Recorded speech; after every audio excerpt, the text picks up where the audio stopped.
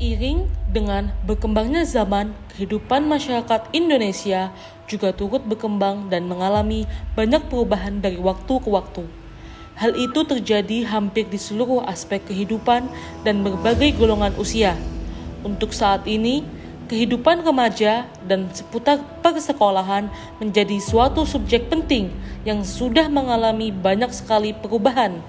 Tetapi, masih banyak orang yang menyepelekan sebab akibatnya. Sebelum membahas jauh lebih dalam, mari kenali dulu mengenai informasi seputar remaja. Menurut WHO, yang disebut remaja adalah mereka yang berada pada tahap transisi antara masa kanak-kanak dan dewasa. Batasan usia remaja menurut WHO adalah 12 sampai 24 tahun. Sedangkan menurut Peraturan Menteri Kesehatan RI nomor 25 tahun 2014, remaja adalah penduduk dalam rentang usia 10 sampai 18 tahun. Dan menurut Badan Kependudukan dan Keluarga Berencana Nasional BKKBN, rentang usia remaja adalah 10 sampai 24 tahun serta belum menikah. Masa remaja dianggap sebagai masa labil, yaitu di mana individu berusaha mencari jati dirinya dan mudah sekali menerima informasi dari luar dirinya tanpa ada pemikiran lebih lanjut. Dengan begitu, remaja mudah sekali menjadi pribadi yang sangat positif maupun negatif. Sementara itu, pemirsa, polisi menangkap seorang wanita muda yang dengan sengaja membuang bayi yang baru dilahirkannya di kawasan Jatipulo, Palmerah, Jakarta Barat. Pelaku membuang bayinya karena hamil di luar nikah dan tidak punya biaya untuk menikah. Bayi dibuang oleh seorang siswi SMA yang malu karena hamil di luar nikah. Ironis, bayi yang dikandung hasil hubungan terlarang pelaku dengan adiknya yang masih duduk di bangku sekolah dasar. Dan untuk mengetahui apa penyebab pelaku tega memasukkan bayinya ke mesin cuci hingga meninggal dunia, kita akan langsung bertanya kepada Kapolres. Pemirsa, sejumlah santri geger mendapati temuan jasad bayi perempuan di pembuangan limbah sebuah pesantren. Polisi menangkap pelakunya berusia 15 tahun yang ternyata merupakan santri di pondok pesantren serta pria kekasihnya. Ya, pemirsa, pergaulan bebas kalangan pelajar sungguh memprihatinkan. Betapa tidak di Provinsi Lampung, berdasarkan data Perkumpulan Keluarga Berencana Indonesia atau PKBI Lampung, belasan pelajar sekolah menengah pertama di salah satu SMP negeri kota ini dalam kondisi hamil. Secara umum, remaja laki-laki lebih banyak yang menyatakan pernah melakukan seks pranikah dibandingkan perempuan. Dibandingkan tahun 2007, persentase pada tahun 2012 cenderung meningkat, kecuali pada perempuan usia 15 hingga 19 tahun.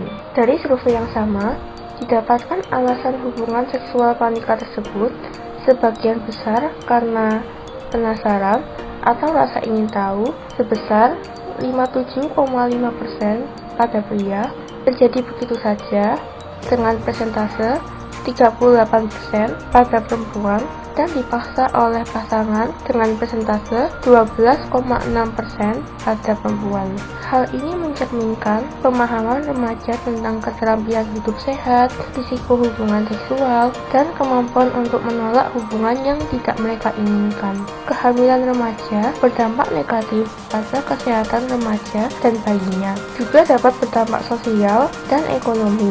Kehamilan pada usia muda atau remaja antara lain berisiko kelahiran prematur, berat badan bayi lahir rendah, pendarahan persalinan yang dapat meningkatkan kematian ibu dan bayi. Kehamilan remaja juga terikat dengan kehamilan tidak dikehendaki dan aborsi tidak aman. Persalinan pada ibu di bawah usia 20 tahun memiliki kontribusi tingginya angka kematian neonatal, bayi, dan balita. SDKI 2012 mendapatkan bahwa angka kematian neonatal, post-neonatal, bayi dan balita pada ibu yang berusia dari 20 tahun lebih tinggi dibandingkan pada ibu usia 20 sampai 39 tahun. Fenomena-fenomena yang telah disebutkan sebelumnya merupakan penyimpangan dari SDGs tujuan keempat, Sustainable Development Goals or SDGs sendiri adalah suatu rencana aksi global yang disepakati oleh para pemimpin dunia, termasuk Indonesia. Prevention atau kontrasepsi. Menurut Kamus Besar Bahasa Indonesia, kontrasepsi berarti cara untuk mencegah kehamilan. Metode kontrasepsi sendiri ada dua, yaitu kontrasepsi tradisional dan kontrasepsi modern. Berikut beberapa jenis alat kontrasepsi dan efek sampingnya.